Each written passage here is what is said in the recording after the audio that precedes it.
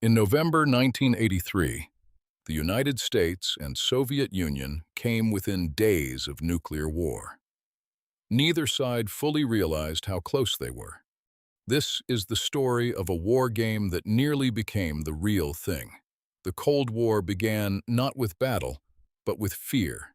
Two superpowers, each certain the other wanted to strike first.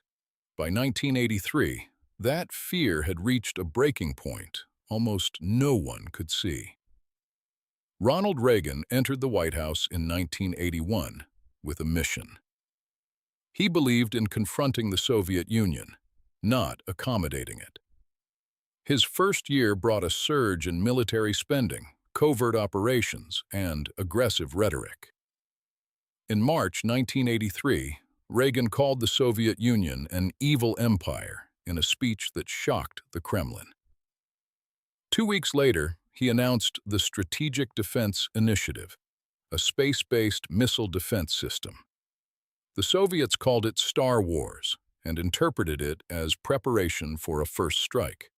If the Americans could shoot down Soviet missiles, mutually assured destruction no longer protected anyone. In Moscow, fear of an American surprise attack shifted from possibility to obsession. Yuri Andropov, the former KGB chief turned Soviet leader, had spent his career hunting threats. In May 1981, at a secret meeting of KGB officers, Andropov declared the United States was preparing nuclear war. He ordered the launch of the largest peacetime intelligence operation in Soviet history. It was called Operation Ryan, a Russian acronym for nuclear missile attack. Thousands of KGB and GRU agents across the West were given a single mission: detect the first signs of an American first strike. They watched blood bank reserves. They surveilled church attendance. They monitored embassy parking lots. Any signal, no matter how small, was fed into the machinery of Soviet paranoia. The intelligence cycle became its own engine of fear.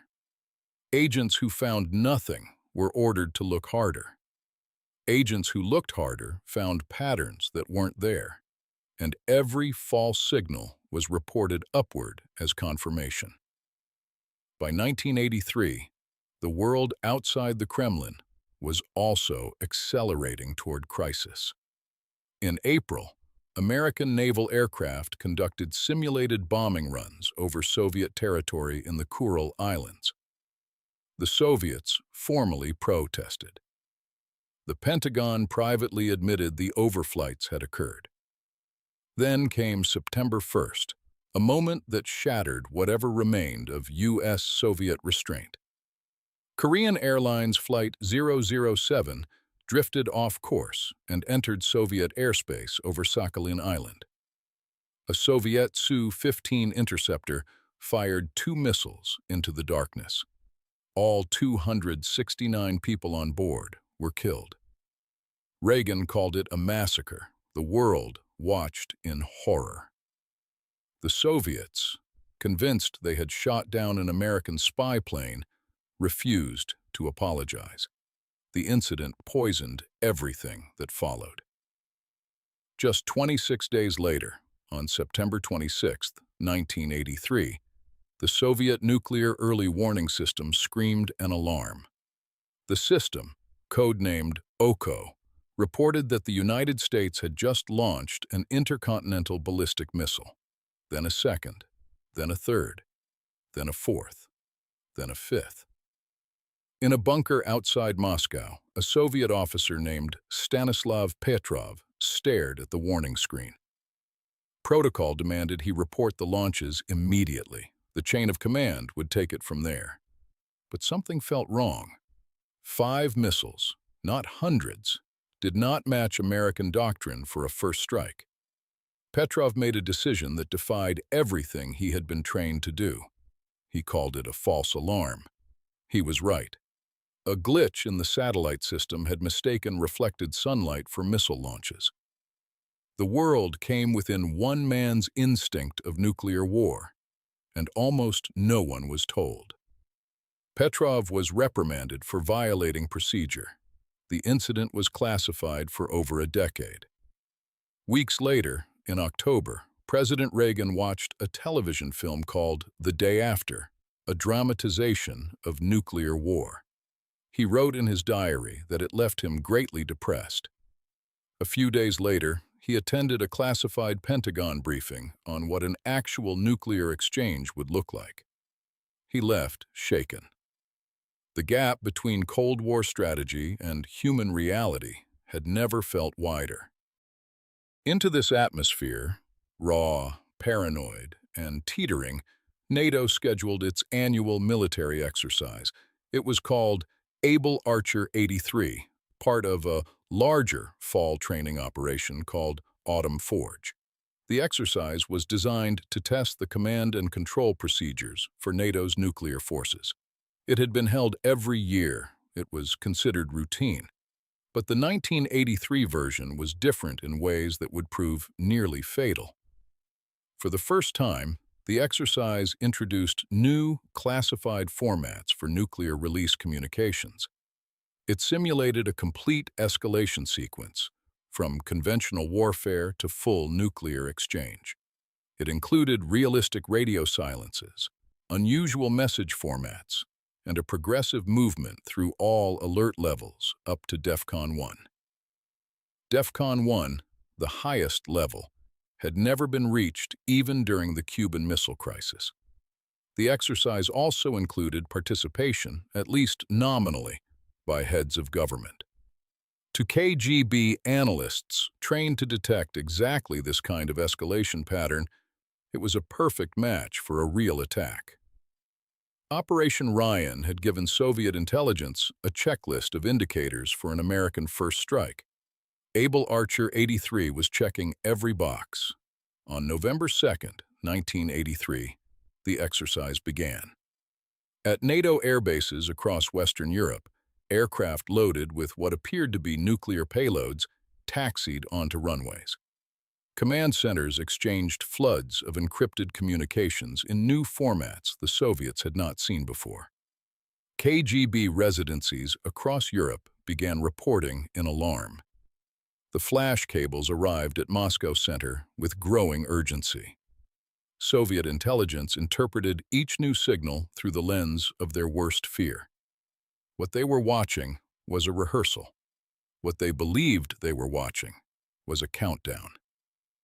On November 8th or 9th, Moscow Center sent an emergency circular telegram to every KGB residency in Western Europe. The message was urgent. Report any signs of American military mobilization immediately.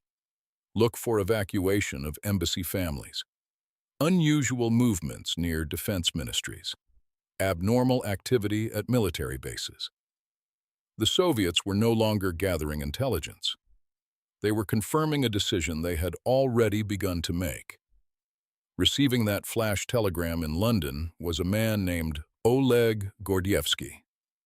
His title was Senior KGB Officer at the Soviet Embassy. His true employer was MI6, British intelligence. For nearly a decade, Gordievsky had been one of the most valuable double agents in Cold War history. He was horrified by what the telegram implied. The KGB believed Able Archer 83 might be real. Some in Moscow were preparing to preempt it. Gordievsky quietly passed what he knew to his British handlers. The British passed it to Washington, but the warning did not reach all the right people in time. Meanwhile, inside Soviet military command, something unprecedented was happening. Marshal Pavel Kutukov, chief of the Soviet Air Forces, ordered all units of the Soviet Fourth Air Army onto alert. The alert included, according to declassified NSA signals intelligence, preparations for the immediate use of nuclear weapons. Fighter bombers in Poland and East Germany were loaded with bombs and placed on 30-minute readiness. 70 SS-20 intermediate-range ballistic missiles were raised to high alert. Nuclear submarines slipped beneath the Arctic ice, where American sonar could not follow them. The Soviet nuclear machine was not posturing. It was preparing. And almost no one on the NATO side knew it was happening. Inside NATO headquarters, the exercise continued exactly as planned. The men running Able Archer 83 had no idea the Soviets were responding as if it were real.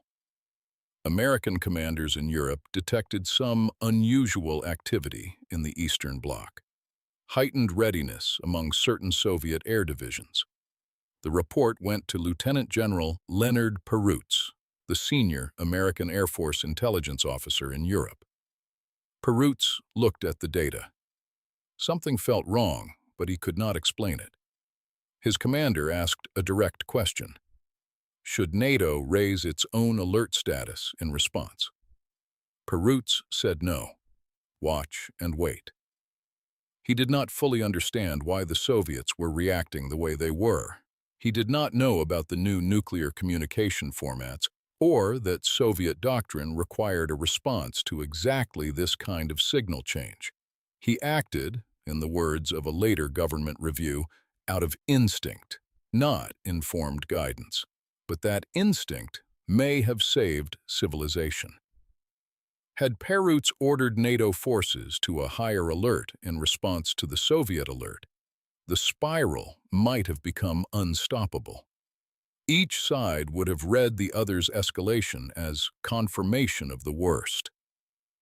In the bunkers and command posts of the Eastern Bloc, Soviet commanders watched and waited for the hammer to fall. The exercise scenario had reached its peak. Nuclear weapons released, cities destroyed, the simulation of total war, and still the launch order did not come. On November 11, 1983, Able Archer 83 ended exactly as scheduled. NATO forces stood down, and radio communications returned to normal. The exercise was declared a success. Within hours, the Soviet alert was canceled.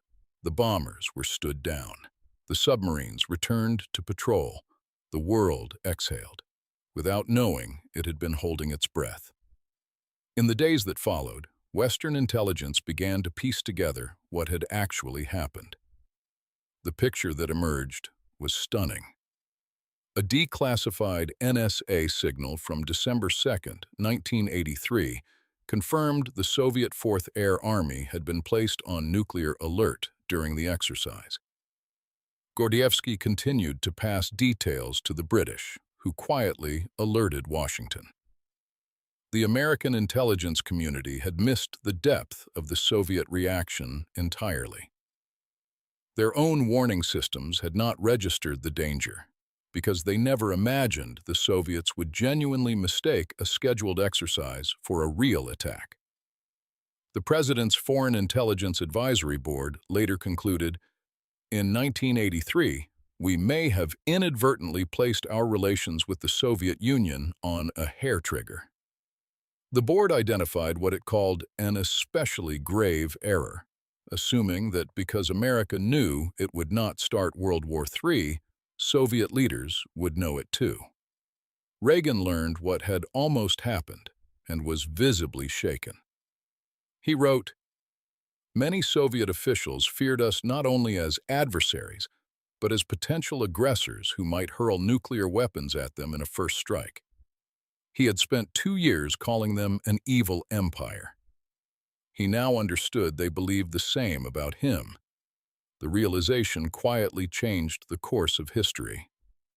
Reagan began reaching toward dialogue. His rhetoric shifted. Arms control talks resumed. Within 2 years, he would be negotiating face-to-face with Mikhail Gorbachev in Reykjavik. The near-catastrophe of 1983 pushed 2 men who had each seen the world as an enemy toward each other. Oleg Gordievsky returned to Moscow under suspicion in 1985 and was exfiltrated by MI6 in a covert operation called Pimlico. He escaped in the trunk of a British diplomatic car, crossing the Soviet border while Soviet security services searched for him. The Soviet Union sentenced him to death in absentia. He went on to meet President Reagan personally, the man whose aggressive policies had nearly triggered a war and whose change of heart had helped prevent one. Lieutenant General Leonard Perutz retired in 1989 and spent his final years quietly dismayed by how close the world had come. His classified report described the events of November 1983 as a potentially disastrous situation. He warned that NATO's confidence in its own ability to detect a real Soviet alert had been dangerously misplaced. And he asked the question that still echoes today. What might have happened if I had reacted differently? Stanislav Petrov, the man who refused to report a false missile launch 6 weeks before Able Archer, was never celebrated. He was criticized for deviating from procedure. He lived the rest of his life in a small apartment outside Moscow, largely unknown. He died in 2017. The full story of Able Archer 83 remained classified for decades. The 1990 intelligence review that documented the danger was kept secret for over a decade after that. In 2025, the State Department quietly deleted key sections of the declassified historical record from its official archives. The documents that described exactly how close the world came, removed without announcement. The closer the historical record gets to the truth, the more uncomfortable it becomes. What Able Archer 83 revealed was not simply a close call. It revealed a structural danger at the heart of the nuclear age, one that persists today. Two superpowers, each convinced the other was capable of a surprise attack, had built systems designed to respond faster than human judgment could operate. Intelligence agencies trained to confirm their leaders' fears fed those fears with data that matched expectations, not reality. Military doctrines that demanded immediate response left no room for hesitation or doubt. A war game run by professionals, following established procedures with no intent to threaten anyone, nearly triggered a war. Not because anyone wanted it, because the systems built to prevent it were also capable of starting it. The PFIAB concluded that the United States had made an especially grave error.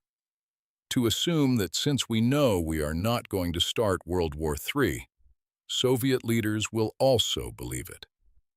The same assumption exists today.